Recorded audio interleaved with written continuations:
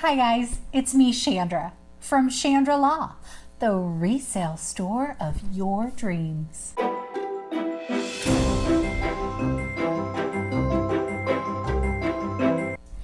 Hi guys, today I wanted to talk to you about 5 ways you can start reselling without spending any money.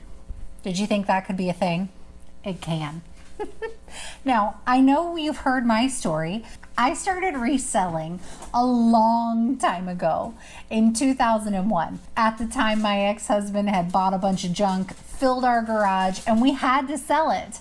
I didn't have a choice because we couldn't close our garage door, and the homeowners association was going to send somebody over to clean our house, and it was going to cost over $600. And we didn't have any money. We had 3 kids. Today, I'm going to tell you ways that you can start reselling without having to pay any money. The first thing you need to do is take inventory. Look around your house. Everybody has the box of stuff they were going to take to the Goodwill, or a closet full of clothes you're not going to wear, a linen closet filled to the brim with soaps and perfumes and things you just don't use anymore. Vintage stuff that you got handed down to you from your great Aunt Martha, and you loved great Aunt Martha, but you don't really give a damn about her knickknacks, right? So what are you going to do with all that stuff? When Shirley came to visit everybody a couple of years ago, the great pandemic, everybody started this Marie Kondo way of life where they were getting rid of things that didn't make them happy. Well, what did you do with all those things? Did you put them in a box in the garage? Did you not Marie Kondo? Is today your day to Marie Kondo your life? It might be. First thing you should do is take inventory. Look through your house, decide on things that you don't use anymore, that you're not going to use. If you haven't touched it in a year, it's time to get rid of it. If you don't pull it out at least once a year and use it, get rid of it. And guess what? Those things that you don't want or you don't need, they probably have some value. It may not be a ton. You may have to start with baby steps, but that's okay. That's how it works. You do little bitty baby steps and then you build up a business, okay? So start by taking inventory. What do you have? The other thing you can do with this is surf the free listings. There are free listings on Facebook Marketplace, on Craigslist. There are free listings in Facebook groups. There are literal whole Facebook groups about free stuff. I know because I list my junk in them when I don't want it anymore. The other thing you can do is ask your family and friends. You know you have that one friend who has too much of everything, doesn't use any of it, and complains that their house is a mess all the time. Volunteer to help them clean their house in exchange for you taking the things that they're getting rid of. Take what you can to sell, drop the rest off at Goodwill for them. It's a win-win. They get a clean home, you get inventory to sell. Tip number 2 is to surf the sites. Check out the reselling websites and figure out what one is going to be the best for you. I sell on eBay because that's where I started. It's the easiest platform for me to understand. It's the easiest platform for me to search solds and find comps. It's also the easiest site to reach a worldwide audience. Now, eBay may not be the one for you, and especially if you're starting with a lot of low dollar items, eBay can be expensive. It does cost a significant amount in fees to maintain a business with eBay. That doesn't mean it's not a viable option, it just means you may have to build up to it. So maybe you can sell your stuff with garage sales, or on Facebook Marketplace, or maybe Poshmark if you have a lot of clothing and household goods. These are the things you need to do, is look through the sites and decide what's the easiest and most profitable one for you. Now, Poshmark, Mercari, and Facebook Marketplace, and maybe a few others, they are free to list. You don't pay anything until you make a sale. Facebook Marketplace, I'm pretty sure you still don't pay them anything. I'm pretty sure you just sell on there without a fee unless you're doing shipping. Mercari and Poshmark will take the fees out of the payment received.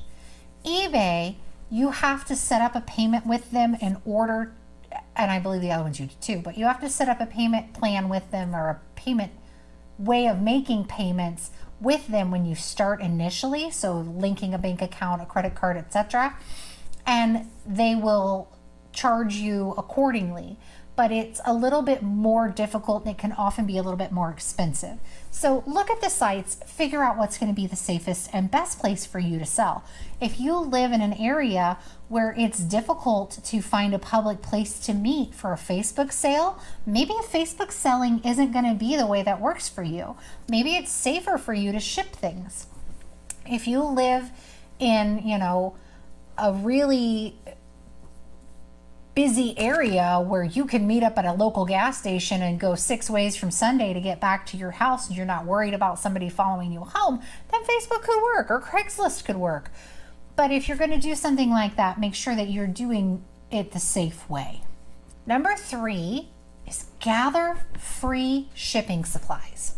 And the way to do this is what I do often, is go to your local grocery store. You're going to be doing your grocery shopping anyway. They're going to be stocking the shelves. Walk up to the person stocking the shelves and say, "Can I have some of these boxes? Is it okay if I take a few of them?" They're going to be ecstatic that you're going to take the boxes. The reason being is that they have to pay to recycle the boxes that they're getting. You can do this at grocery stores, clothing stores, basically any store. Any store has boxes. Now pay attention to the boxes you get, right? You don't want to get boxes that have grease stains. You don't want to get boxes that are torn up and damaged. And you want to make sure that the sizes of boxes you get are going to make sense for you. You can take those boxes and use bigger ones to store the items you're going to sell, and use the smaller ones to ship the items you're going to get rid of, okay? The ones you're going to sell.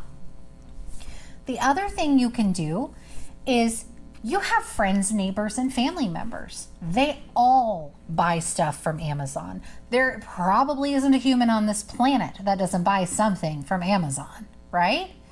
All it takes is a quick little text, or knock on the door, or phone call to say, "Hey, when you buy stuff from Amazon, can you save those boxes for me and give them to me the next time you see me?"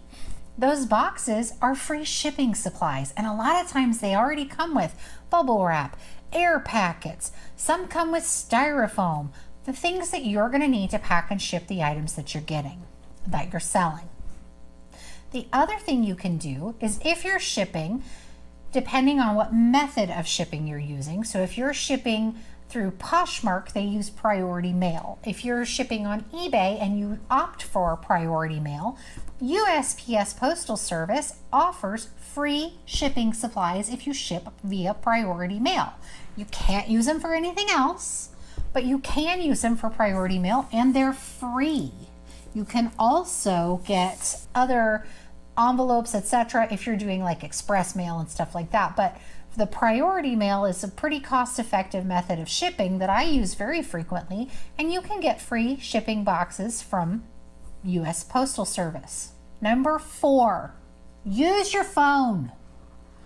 I have not seen a human being in the past 2 years that does not own a smartphone over the age of 10. It's not a thing. If you have a smartphone that you can use to take photos, regardless of how great your camera is, or if your phone has a crack in it, nobody cares. Just get started. Use your phone. Every single selling website has a coordinating app. Your phone takes photographs. It takes good enough photographs for what you're listing. It doesn't have to be perfect. And on that note, you can do free, easy photography setups. You can go outside and photograph on the green grass or on a sidewalk. You can, if you have a white wall anywhere in your house, or even just a solid colored wall, you can put a nail in it and hang a hanger on it and hang clothes. You can set things against the floor, against the wall, to take pictures of them. There's nothing impeding you. Anywhere you have a wall, there's a photography studio. And if your lighting isn't perfect, your camera on your phone should have a flash. Use it. I will have a video coming out very shortly that tells you an easy inexpensive way to set up a photography studio. I haven't made it yet. It's a coming. The fifth thing, the last thing to do in order to get a business reselling off the ground is to reinvest. Reinvest your money. If you sell something for $5 and you had it for free, so this cost you nothing, you earned $5. Put that $5 in to the next thing that you're doing. Don't put it in your pocket and spend it on something. Don't utilize it for your bills. You have a job for that. This is talking about second money. This is talking about getting somewhere money. This is the kind of money that's going to move mountains, right? This is the money that's going to pay for your next vacation. Or this is the money while you're in college that's going to help you pay off that student loan debt. It's not to go buy yourself a pizza, right? You earn that $5, you take that $5, you reinvest it. You take that $5, you go to the thrift store and you buy a $5 item you can sell for $20. Or you take that $5 and you go buy yourself a small pack, set of bubble pack envelopes that aren't priority mail because you need them. Or you buy yourself a roll of tape. You buy what you need to keep your business going. This is how you build a business. You start one step at a time. Some people are going to walk into this and they're already going to have money, and this is just a thing, right? They just do it because they like it. They don't have to do it to earn money to keep living. At this point, that is how I run my business. This is a side gig for me and I enjoy it. But there was a point in time when I was a single mother of 3 children, and this business kept food in my kids' bellies. It kept the lights on. It kept us going. If you're where I was at that time, then you need to understand that the money that you're earning initially, the startup, is just to keep the business moving. That's all it does, is keep the business moving until you have a business built up enough that you can get to a point where you can pay your bills with it, where you can put food in your fridge. Utilize what you have to do to keep going. And sometimes you may make a sale and it's between keeping the lights on or reinvesting, and you may have to use it to keep the lights on. But then you have to start over again and start surfing those free sites and getting those free items. Keep it rolling. It sounds overwhelming, I understand. And I know it's really hard to start a business. And I know it's never easy, it's never a good time, and it's so much work, but it's so rewarding. It really is. And eventually you'll get to a point where you know what's worth something, you don't have very many mistakes, and you enjoy the time that you're spending. And some people even take off and make this their primary job, their primary source of income. And they make 6 figures or greater. That's a possibility. You could get there. Or it can be a great side gig. Or it can be a great hustle to keep you going when other things are falling through.